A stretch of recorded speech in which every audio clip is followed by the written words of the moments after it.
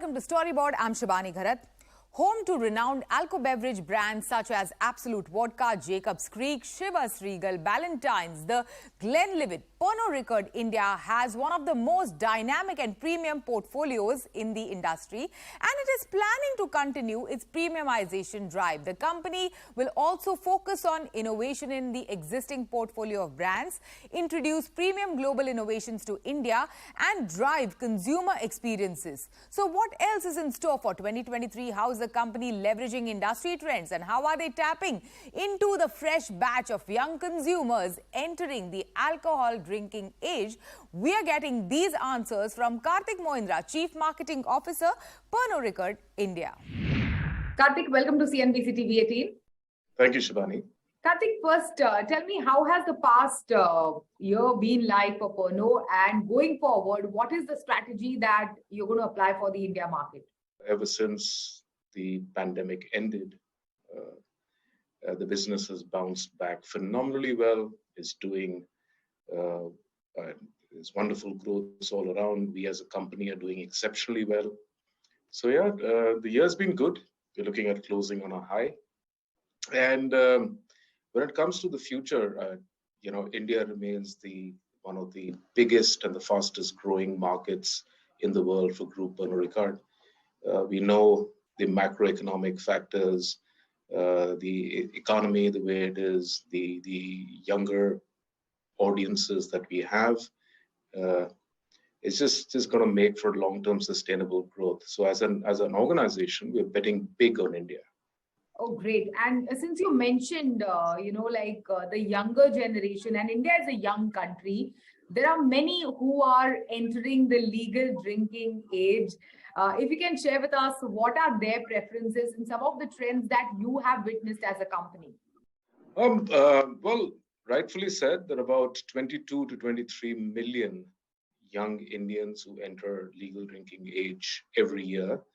And this number is likely to continue for at least the next 5 to 8 years.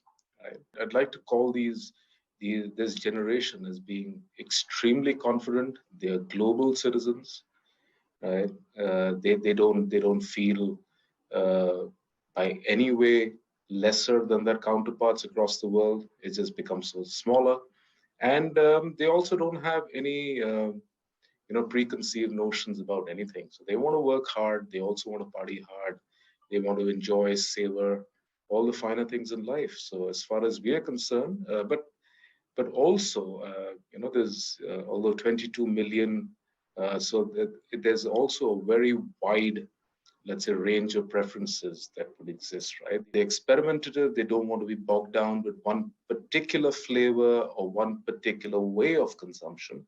And they very freely and very easily oscillate between categories and flavors, right? So today, if I was to look back to 15 years or 20 years, whiskey was the be-all and the end-all. But it's not true today.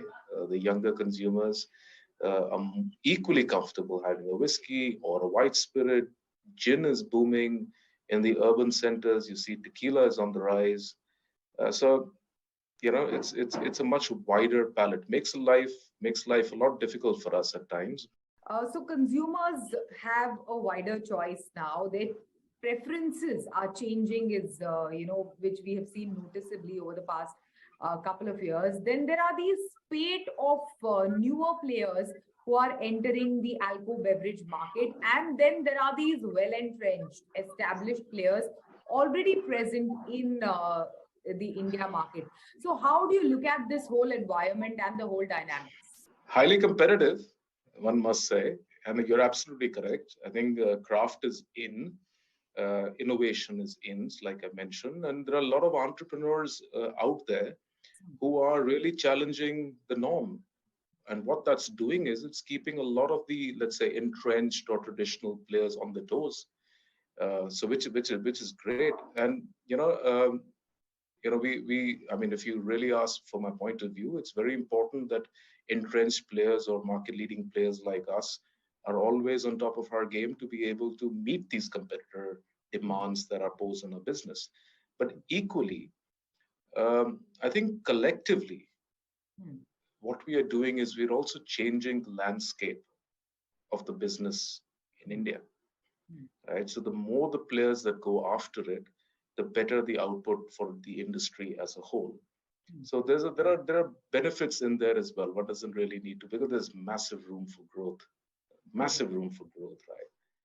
Also, Kartik, I have seen that Pernod has actively focused on premiumization of the company's portfolio. So, how is this entire premiumization drive working for you? Oh, working very well. One of the biggest current headwinds that the industry faces is severe inflation in COGS, right, which has to be offsetted. And we've been very actively driving premiumization, because that's really how our business is built. That's the bedrock of sustainable, profitable business. We've always followed that here in India. We do not, let's say, participate in categories which have a very low margin threshold. We've, since inception in India, we have not entered those categories. We prefer to play in the profitable, in the long-term potential categories. But even within the wide portfolio that we have, there is a conscious effort for the organizational energy and investments to go behind categories that allow for greater premiumization, for us to have greater value for the brands, but then also be able to give back to the consumer, to be able to experience or get a better output of what we have on offer.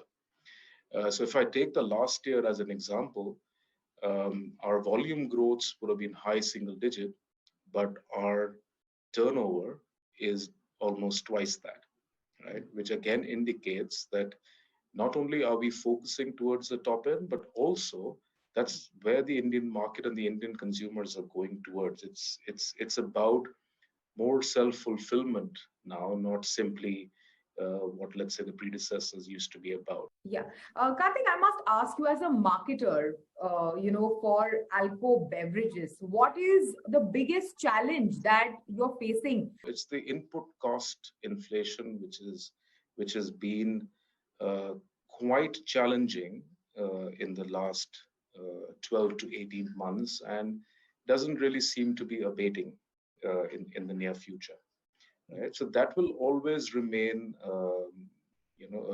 a big pressure on profitability.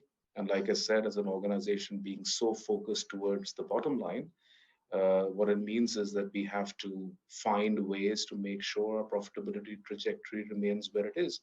But also at the same time, yeah, so while premiumization is a reality, but when organizations or manufacturers have to pass on the input cost pressures to maintain thresholds of profitability, which Pernod Ricard is very, very conscious about, that sometimes coupled with taxation increases by states tends to take pricing beyond, let's say, what the consumer is sometimes comfortable of spending. So it's a bit of a mixed bag at times, but that's part of life.